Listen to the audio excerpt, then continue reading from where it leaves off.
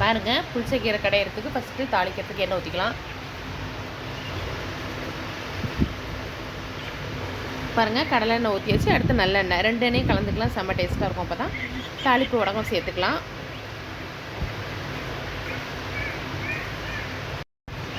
பாருங்கள், அரிஞ்சு வச்ச சின்ன வெங்காயம், பச்சை மிளகாய், வரமிளகாய் எல்லாம் சேர்த்துடலாம். சின்ன வெங்காயம் நிறையா போடணும்.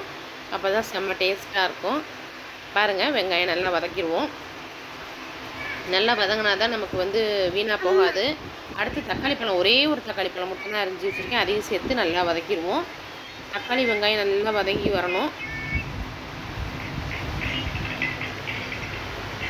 பாருங்கள், நல்லா வதங்கிடுச்சு. எண்ணெயும் பாருங்கள் இந்த மாதிரி மிதந்துருக்கணும். அப்போ தான் கீரை வீணாக போகாது. பாருங்கள், புளிச்சக்கீரை நல்லா கழுவிட்டு குக்கரில் சேர்த்தாச்சு. சும்மா ஒரு 200-250 ml தண்ணி ஊற்றினா போதும். குக்கரை மூடியாச்சு.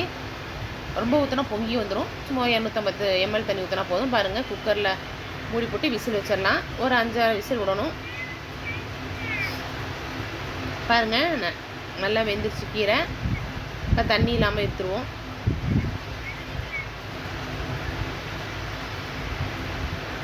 இப்போ பாருங்கள், வதக்கி வச்சுருக்கோம்ல நம்ம வெங்காயம், தக்காளி எல்லாம், அதில் பாருங்கள் தாளித்து வச்சுருக்கோம்ல, இதில் சேர்த்துருவோம் அந்த கீரையை.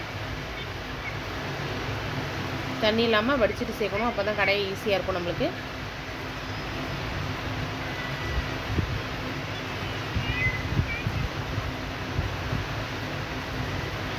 பாருங்கள், மத்தில் கடைஞ்சிருவோம்.